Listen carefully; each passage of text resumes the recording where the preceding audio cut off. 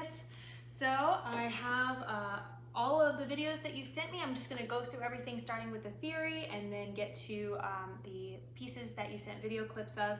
So theory first, we had page 12, and it looks like we did a great job. Only thing that I would want for next time is if you send the picture like with kind of at an angle and with the whatever that, I mean, it's a cool filter, but whatever filter there was on it, there were one or two measures that it was kind of, I couldn't really tell what your answer was. So just make sure that before you send it, everything is showing up really clearly there. The only thing I saw that we would want to take another look at is on section number 3, your very last example there for a third. We're going up a third from G, so we would want our written in note to be a B there. Everything else looked perfect from what I could see, so nice job there. It was just some interval review, so hopefully it wasn't too much of kind of a brain bender. It was pretty much reviewing stuff that we've already been covering. So like I said, you did a great job. So next week we are going to look at page 13. This will be for our next lesson, which will either be in person on Friday or if we're doing another video lesson from whenever you send me the videos. And so page 13, we're continuing to work with intervals. This time we're focused mostly on sixths. So you're going to start with it's kind of continuing from the last page. So they start with section number 5. But they are giving you the first note and they want you to draw in a melodic sixth going up using quarter notes and then name both the notes there. And then section number 6, this time you're going to draw melodic sixths going down and using half notes and then name both the notes there. Section number 7, we're switching to harmonic intervals now. So this time you're going to complete the harmonic sixths. Remember, it's both notes at the same time. So your notes should be stacked vertically, directly one on top of the other. And then you'll name both the notes that you used there. And then on section number 8, they want you to name all of the melodic and harmonic intervals, and it's going to be a mix of intervals. This time it's not just sixths anymore. Okay? All right, so that'll be our theory homework. Hannon, we're going to put hands together. So that looked great. Sorry, I'm reading all my notes here. So Hannon looked really good. We'll put it hands together for this week. And then I also just want you to be thinking about your hand shape as you play through it. Remember, we want to have a very, oh, I gotta be further down here. We want to have a very curved hand shape and make sure that your wrist isn't sinking way down here, that it's pretty much just staying level with your arm. So it's all kind of flat across here. It looks like, again, we may be sitting a little bit low, like we're kind of having to reach, right? So we just want to maybe check the bench height at home too. But we want to just keep that nice shape here and then make sure that your fingers, again, we're playing with the tips of the fingers and not letting the fingers kind of pancake out a little bit here, right? We actually end up with a lot less control and we lose the ability to create more of the sound that we want. So we just want to make sure that we're playing with really nice, strong, rounded fingers, playing with the tips of the finger all the way through the exercise.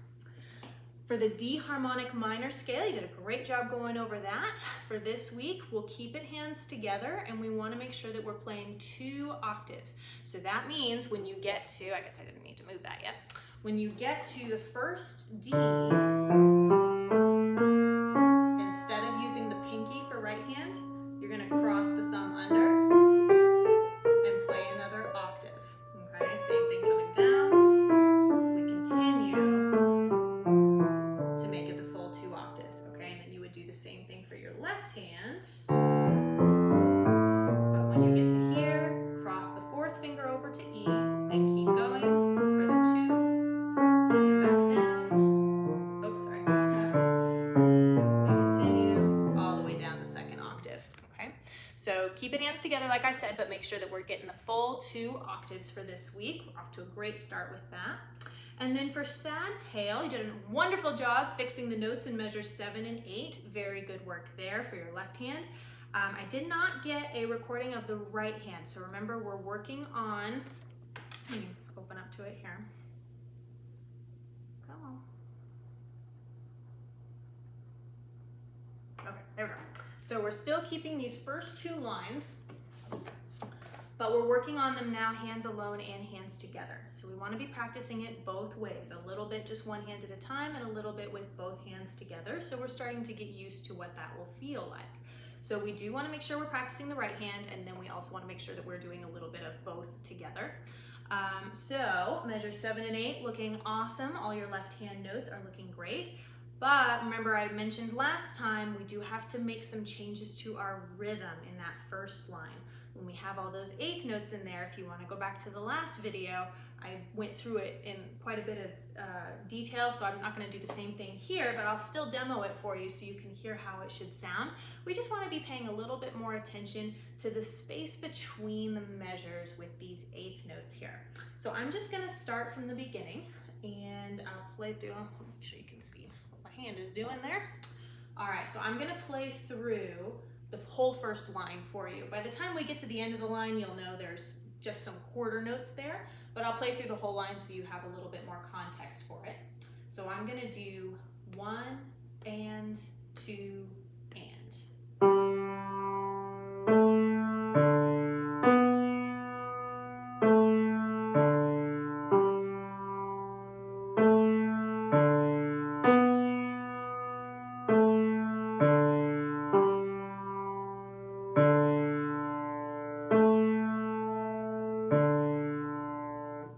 That's your whole first line.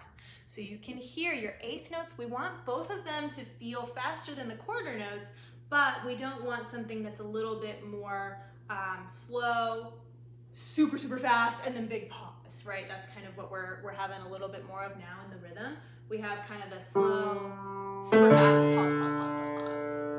Slow, super fast, pause, pause, pause. Right, so we don't want as much of that, and I'm exaggerating a little bit, but you can hear the difference, right, between the 1 and 2 and 1 and 2 and. That's what we want the feel to be for the left hand.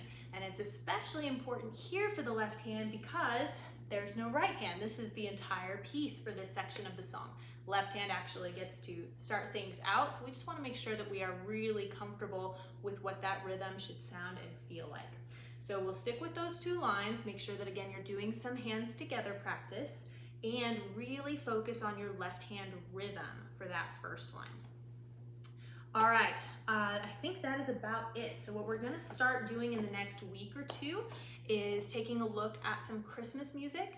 So if you want to start thinking about if there's any songs that you would maybe like to work on from your book from before, I do think I ordered a new book for you, so I have to maybe think about how I can get that to you, or maybe if I am going to see you in person this week on Friday, I can hand it to you then and we can get started on something. But be thinking if there's any maybe specific songs you would like to do, and then also maybe be thinking about any specific goals you have for the next few months. We're going to be working on some Christmas stuff, like I said, and we'll maybe be working on stuff for the next recital if you're able to do that. So we'll have some other goals kind of on what we're going to be doing for the next few months, but if there's anything specific you'd like to be improving, I want to make sure that we're thinking about that as well. So that could be any kind of skill. So for example, sight reading or ear training, like recognizing the intervals or the chords that you hear. It could be being able to play things that are really fast, or maybe working on your coordination with both hands together, or any sort of specific skill-oriented thing like that. It could also be a specific style of music. So if there's something that you would really like to make sure that we start working on, whether that's anything like ragtime or blues or boogie or jazz, something like that, like more of a style or a genre, or if there's a specific piece or a specific composer, anything else that you would like to make sure that we study within the next year or so, then you can let me know that once you've had a chance to think about it, so that way it's at least on my radar and we can kind of work it in whenever we have an opportunity to. Okay?